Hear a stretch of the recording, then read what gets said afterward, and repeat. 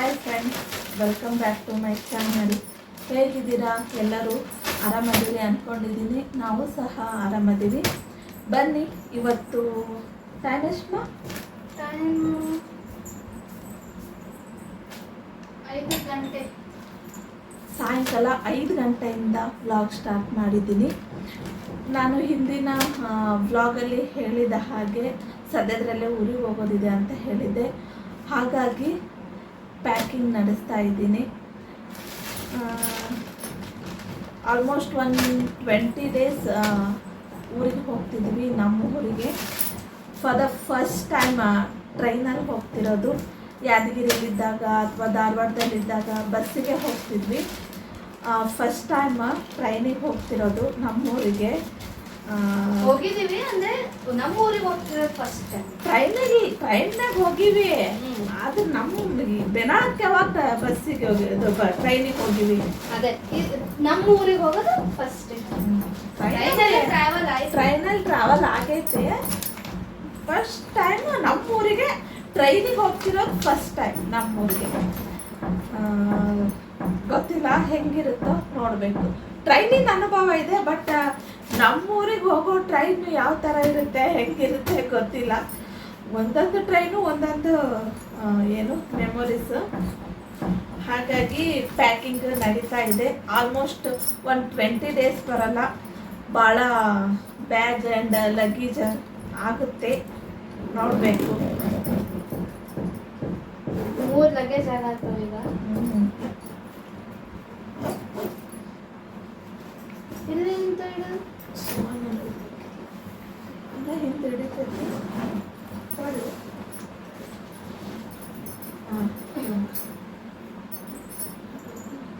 Pant ಇಡ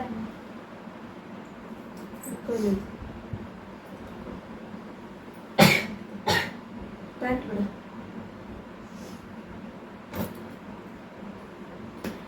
ಇದರಲ್ಲಿ ತುಂಬಾ ಕಡಿಮೆ ಬಟ್ಟೆ ಅಂದ್ರೆ ನಮ್ಮ ತಮ್ಮನು ಹೊಸದೆಲ್ಲ ಹೆಂಗೆ ತುಂಬಿ ರಾಶಿ ರಾಶಿ ಆಗಿದೆ. ನಮ್ದು ಸುಮಾನಂದ ಎಲ್ಲ ಇಷ್ಟು ಕಡಿಮೆ ಇರೋದು. ಅವ್ರಿಗೆ ಹೊಸವ ಅಷ್ಟೇ, ಇನ್ನು ಡೈಲಿ ಯೂಸ್ ಗೊತ್ತಿಲ್ಲ. ಎಲ್ಲರಿಗೂ ಅಷ್ಟೇ ಅಂದ್ರೆ ನಮ್ದು ಗರ್ಲ್ಸ್ದು ಯಾವ ತರ ಇರುತ್ತೆ ಅಂತ ಗೊತ್ತಲ್ಲ. ಒಂದ್ಸತಿ ಪಪ್ಪಂದು ಮತ್ತೆ ಸುಮಾನಂದು ಕಡಿಮೆ. ಒಂದ್ ಪ್ಯಾಂಟ್ ಒಂದ್ ಶರ್ಟ್.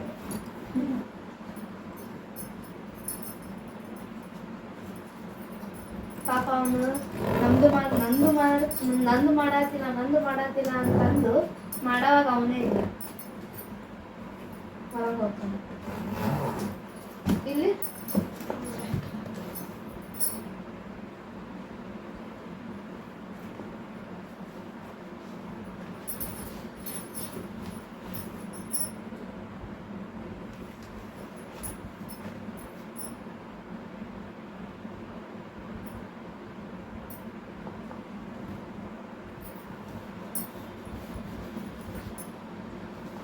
ಇಲ್ಲೆಲ್ಲ ನಮ್ಗೆ ಜ್ಯುವೆಲರ್ಸ್ ಎಲ್ಲ 5 ವರ್ಷ ಆಯ್ತು.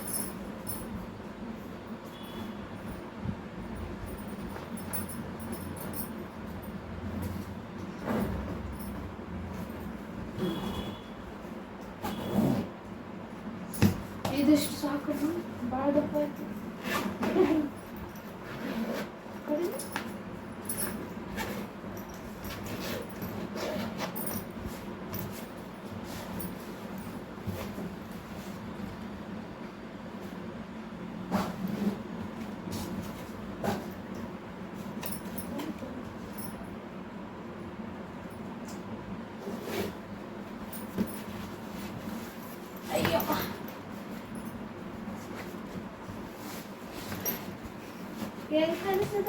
ಅಯ್ಯೋ, ಹಿಂದಿಲ್ಲ ಯಾರಾದ್ರೂ ಕೂಡ್ಬೋದು, ಮತ್ತೆ ಇದ್ರ ಮೇಲೆ ಒಂದು ಬ್ಯಾಗ್ ಇಡ್ಬೋದು. ಸರಿ, ಆ ಬ್ಯಾಗ್ ಈಗ ತಕ್ಕ ಮಟ್ಟಿಗೆ ಏನು ಅನ್ಸಲ್ಲ, ಅಲ್ಲಿ ಹಿಡ್ಕೊಂಡು ಹೋಗಿ ಅನಿಸ್ತೈತಿ.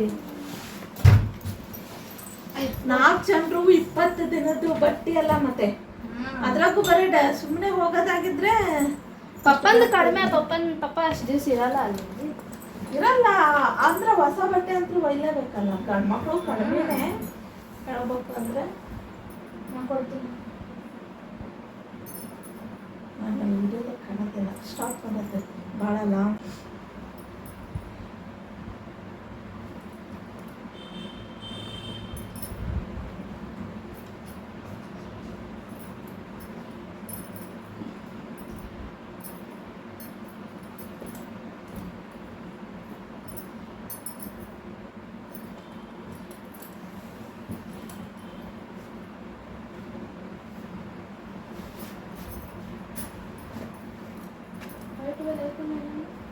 ಅದು ಕಾಟನ್ ಮೇಲೆ ಅಲ್ಲೇ ಊರಾಗೆಲ್ಲ ಕಳೆದು ಬಿಡ್ತಲ್ಲ ಅದು. ಒಂದೇ ಇರೋದು ಆಯ್ತು ನಿಮ್ಮ ಇಷ್ಟ. ಈ ಪಪ್ಪಾನು ಟವೆಲ್ಲು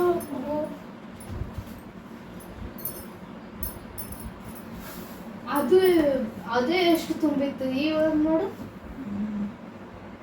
ಇವು ಇಡಿಸ್ತಿದ್ವೇನೋ ಡೈಲಿ ಯೂಸೇನು ಬಿಡ್ಬೇಕು. ಆಯ್ತು ನಿಮ್ದು ಪ್ಯಾಕ್. ಸರಿ ಫ್ರೆಂಡ್ಸ್, ಬ್ಯಾಗ್ ಪ್ಯಾಕ್ ಮಾಡಿ ಏನೋ ಊರಿಗೆ ಹೋಗ್ತಿದ್ದೀವಿ ಅಂತ ಆಮೇಲೆ ಹೇಳ್ತೀನಿ.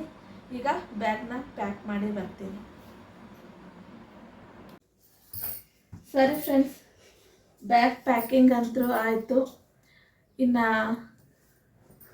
ಇವತ್ತೇ ಯಾಕೆ ಪ್ಯಾಕಿಂಗ್ ಮಾಡ್ಕೊಂಡಿನಿ ಅಂದರೆ ನಾಳೆ ಹಾಲಿಡೇ ಇವರಿಗೆ. ಬೆಳಗ್ಗೆ ಎದ್ದು ಬೇಗ ಎದ್ದು ಬಟ್ಟೆ ಪ್ಯಾಕಿಂಗು ಅದು ಇದು ಮಾಡೋಕ್ಕಂತೂ ಆಗಲ್ಲ. ಎದ್ದೊಳೋದೇ ಲೇಟಾಗಿ ಎದ್ದು ಬಿಡ್ತೀವಿ. ನಾಳೆ ಮಧ್ಯಾಹ್ನ ಹೋಗಬೇಕು ನಾವು. ಸಾಯಂಕಾಲ 6 ಗಂಟೆಗೆ ಟ್ರೈನು ರಿಸರ್ವೇಷನ್ ಆಗಿದೆ, ಹೋಗಬೇಕು. ಹಾಗಾಗಿ ಇವತ್ತು ಸಾಯಂಕಾಲನೇ ಬಟ್ಟೆ ಪ್ಯಾಕ್ ಮಾಡ್ಕೊಂಬಿಟ್ರಾಯ್ತು ಅಂತೇಳಿ ಇವತ್ತು ಸಾಯಂಕಾಲದಿಂದ ನಾನು ಇದನ್ನು ವ್ಲಾಗ್ ಸ್ಟಾರ್ಟ್ ಮಾಡಿದ್ದೀನಿ. ಪ್ಯಾಕಿಂಗ್ ಅಂತೂ ಆಲ್ಮೋಸ್ಟ್ ಫುಲ್ ಪ್ಯಾಕಿಂಗ್ ಮುಗೀತು. ಇನ್ನು ನಾಳೆ ಊಟಕ್ಕೆ ಏನಾದರೂ ಮಾಡಿಕೊಂಡು ಅದೊಂದು ತೊಗೊಂಡ್ಬಿಟ್ರೆ ಆಲ್ಮೋಸ್ಟ್ ಪ್ಯಾಕಿಂಗ್ ಎಲ್ಲ ಆದಾಗೆ ಆಗಿದೆ ಇದು. ಇನ್ನು ಏನಕ್ಕೆ ಊರಿಗೆ ಹೋಗ್ತಿದ್ದೀವಿ ಅಂತಾದರೆ, ಬರೋ ತಿಂಗಳಿಗೆ 1 ವರ್ಷ ಆಗುತ್ತೆ ಅತ್ತಿಯವರು ತೀರ್ಕೊಂಡು.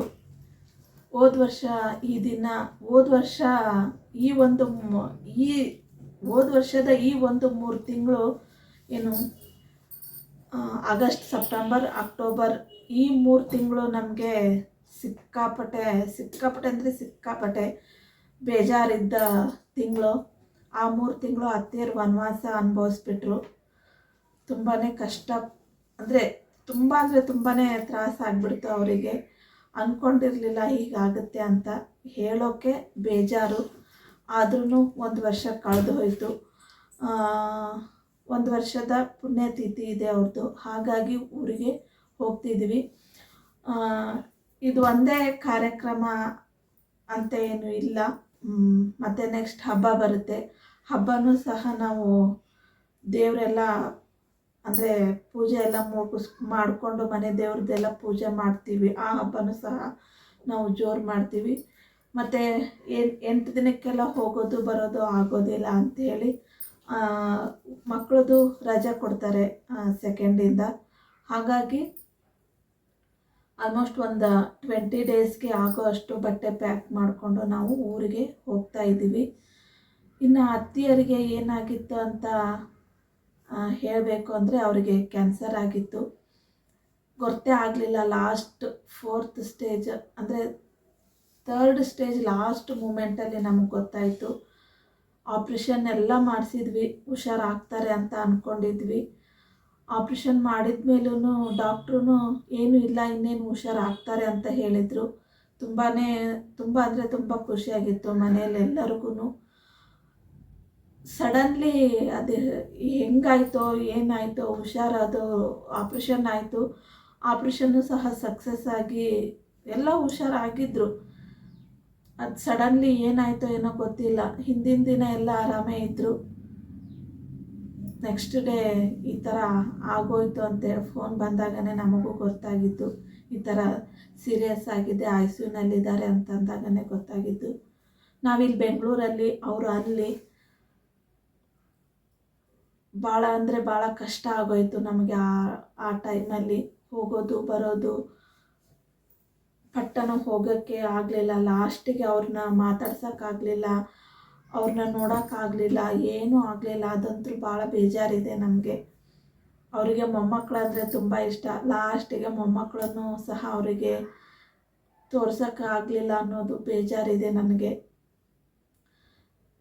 ಏನು ಮಾಡೋದು, 1 ವರ್ಷ ಕಳೆದು ಹೋಯಿತು. ಅದ್ರ ಬಗ್ಗೆ ಹೇಳಬೇಕು ಅಂದರೆ ನನಗೆ ಬೇಜಾರಾಗುತ್ತೆ.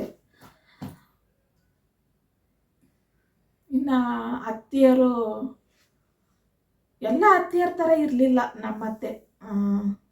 ಅತ್ತಿ ಸೊಸೆ ಅಂದಮೇಲೆ ಸಣ್ಣ ಪುಟ್ಟ ಜಗಳ ಇದ್ದಿದ್ದೆ. ಅತ್ತೆ ಅಂತ ಅವ್ರನ್ನ ಕರೆದಿದ್ದೇ ಇಲ್ಲ. ಮದುವೆ ಫಿಕ್ಸ್ ಆದಾಗಿಂದೂ ಸಹ ಅಮ್ಮ ಅಂತಲೇ ನಾ ಕರೆದಿದ್ದು. ಅವ್ರ ಜೊತೆಗೆ ನಾನು ಅಮ್ಮ ಅಂತಲೇ ನಡ್ಕೊಂಡಿದ್ದು ಕೂಡ. ಅವರು ಸಹ ಹಾಗೆ ನನ್ನ ಜೊತೆಗೆ ಚೆನ್ನಾಗಿದ್ವಿ ನಾವು. ಊರಿಗೆ ಹೋದರೂ ಸಹ ಅಷ್ಟು ಅಂದರೆ ಅಷ್ಟು ನಮಗೆ ಕೇರ್ ಮಾಡೋದಿರ್ಬೋದು, ನೋಡ್ಕೊಳ್ಳೋದಿರ್ಬೋದು, ತುಂಬ ಚೆನ್ನಾಗಿದ್ದರು. ಇಂಥದ್ದು ಕೆಲಸ ಮಾಡಬೇಕು ನೀನು, ಇಂಥದ್ದು ಇದು ಮಾಡು ನೀನು ಅಂತ ಯಾವಾಗೂ ನನಗೆ ಹೇಳಿದ್ದೇ ಇಲ್ಲ ಅವರು ಮದುವೆ ಆದಾಗಿಂದೂ ಸಹ. ಹಾಗೆ ನಮ್ಮ ನೆಗಣಿನೂ ಕೂಡ ಹಾಗೇನೆ, ಅವಳು ಸಹ ತುಂಬ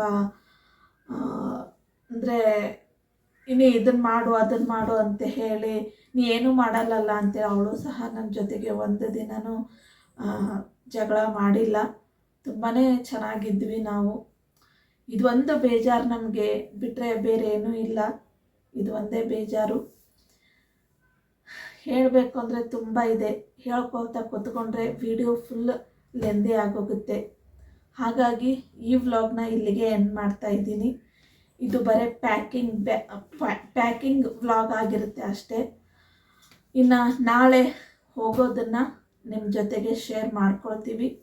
ಇನ್ನು ಈ ವ್ಲಾಗ್ನ ಇಲ್ಲಿಗೆ ಎಂಡ್ ಮಾಡ್ತಾ ಇದ್ದೀನಿ. ದಯವಿಟ್ಟು ಎಲ್ಲರೂ ಸಪೋರ್ಟ್ ಮಾಡಿ ನನ್ನ ಒಂದು ಚಾನಲ್ಗೆ. ಎಲ್ಲರೂ ನೋಡಿ ಸಬ್ಸ್ಕ್ರೈಬ್ ಆಗಿ. ಈಗಲೂ ಸಪೋರ್ಟ್ ಮಾಡ್ತಿದ್ರೆ ಇನ್ನಷ್ಟು ಸಪೋರ್ಟ್ ಮಾಡಿ, ಇನ್ನಷ್ಟು ಸಬ್ಸ್ಕ್ರೈಬ್ ಆಗಿ. ಯಾರು ಹೊಸ್ದಾಗಿ ನೋಡ್ತಿದ್ರು ಅವರೆಲ್ಲರೂ ಸಬ್ಸ್ಕ್ರೈಬ್ ಆಗಿ.